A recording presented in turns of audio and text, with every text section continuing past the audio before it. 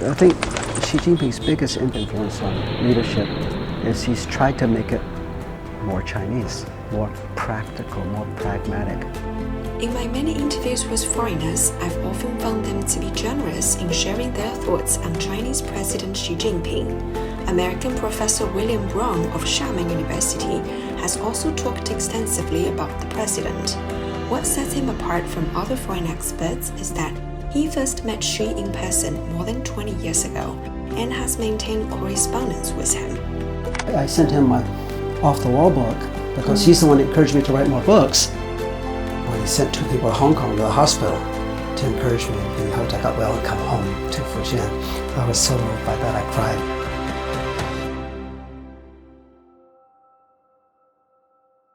Could you share with us your first encounter with him?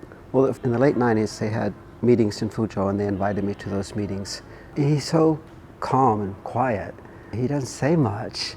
I didn't know him that well, but the first time that it had a big impression on me was when I was in Hong Kong and I had cancer, and I was supposed to be in the hospital 6 days, ended up 2 months with several surgeries, and friends visited and said, if I get out of the hospital, am I going home? I didn't want to go to the US, I wanted to go back to China.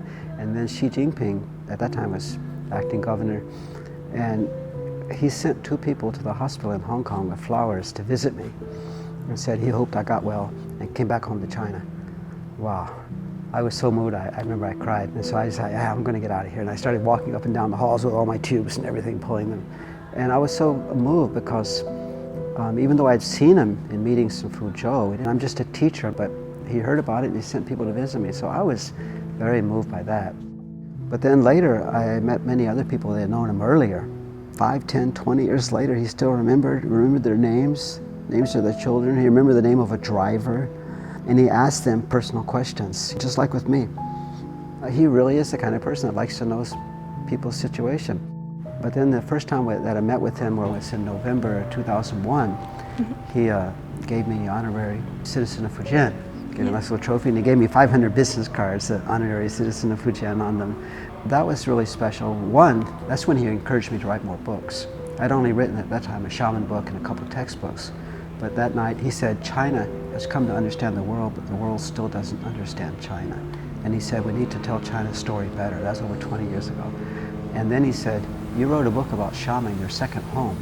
You should write a book about Quanzhou, your third home. But I've been to Quanzhou many times, but he was interested in Quanzhou because that's the start of the Maritime Silk Road that inspired the Belt and Road Initiative. And then what's the next one?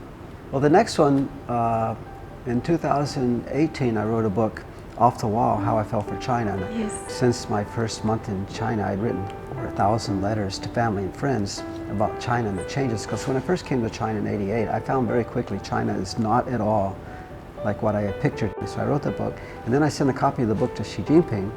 I sent it with a letter, thank you letter, because he's the one who encouraged me to write more books. I was really shocked when he replied, and he sent me 2 of his books. Does it come with an autograph? Well, he didn't sign the books, but he signed the letter. To me, this is the most special. One thing is, now I've written, I guess 20 books or so by now, so I thought, well, I'm pretty good, maybe relax a little bit. But in his letter, he wrote that he had confidence that in the future I would write even better stories about China. So basically what he's saying is keep writing. Well, that's Xi Jinping. He doesn't ever stop. and he wants us to keep telling China's story. I've been in China 30-some years, and I've driven 200,000 kilometers around China to see everything personally. So I thought this is a great opportunity. But then I think it's not just opportunity, it's a responsibility. A lot of people today don't understand China any better now than I did in '88. So I keep writing.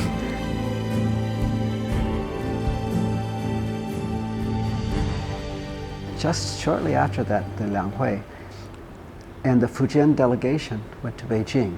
This is 20 years after he had sent people to visit me in Hong Kong when I had cancer. 20 years later, as part of his precious time with the Fujian delegation, he asked them, has Bill Brown retired yet, and how is his health? Wow, 20 years later, he remembered? That really moved me. He remembers people. And all over China, I've met people that have known him, He remembers these things because they're important to him. He cares about common people. If you hadn't met him, would your life now be totally different? I would have written fewer books because I only wrote the shaman book. I saw foreigners didn't understand China, so I thought I'd write about shaman because that's my home. But I never thought of writing more books. I'm not an author, I'm a business teacher. So it's 2001 when he encouraged me to write the book. I thought it's nice of him, it's cutchy, polite.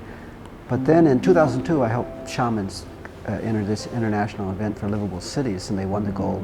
So the next year Quanzhou asked me to represent them in Europe. So I agreed, but they had no foreign literature. This is the start of the Maritime Silk Road, and they had no foreign English literature for the people in Europe to read. So in 6 weeks, I drove all over Quanzhou, night and day, writing the book. But I probably wouldn't have thought of writing it if Xi Jinping hadn't encouraged me to write it 2 years early. And then after I researched Quanzhou and wrote the book, then I realized why Xi Jinping thought Quanzhou was so important. And later it inspired the Maritime Silk Road. And as I learned about Quanzhou, I was so amazed. I wrote a book about all of Fujian. And the more I wrote, the more I was intrigued, and so I got hooked, addicted to writing about China. But if he hadn't encouraged me to write more, I probably wouldn't have written. So he was a big turning point in my life twice. One, big encouragement to recover from cancer and come back to China, not go back to the US. And two, encouraged me to write. So over the decades, how has your impression of him evolved? When I first met him, I would have never imagined he'd be president, but in retrospect, I agree, he should have been. I mean, because I teach leadership and strategy. In my mind, he's a master leader, and he's a great strategist, he's a great entrepreneur. All over China, he's researched poor villages to find out why they're poor, and helped them get into business, find markets, and develop. He's an entrepreneur, but he's never made a penny for himself. He's always done it to help different communities. But I wondered, how can he be this way? So I went to Liang Jiahe and Zheng Ding, and I've read these books written about him. He's had the same mindset as a teenager and the same goals as he had in Fujian, or as he has now as a national leader, to help improve people's lives. We look at him as a politician, as a leader, but he's truly an entrepreneur. I would call him a social entrepreneur. So in evaluating President Xi's leadership style, what key attributes would you use to describe it? I think the most important thing about Xi Jinping, one is he's genuine, he's honest. He treats everybody the same, high or low. He's very task-focused, and the emphasis is always on the job, and the job is always improving people's lives. So his key priorities have been, since he was very young, fighting poverty, fighting corruption, and emphasizing sustainability, protecting the environment. I really admire that he's emphasizing cultural competence. Professor, you've traveled extensively across China and conducted numerous interviews with ordinary Chinese citizens. So what insights have you gathered from your conversations with them regarding their perspectives on the president?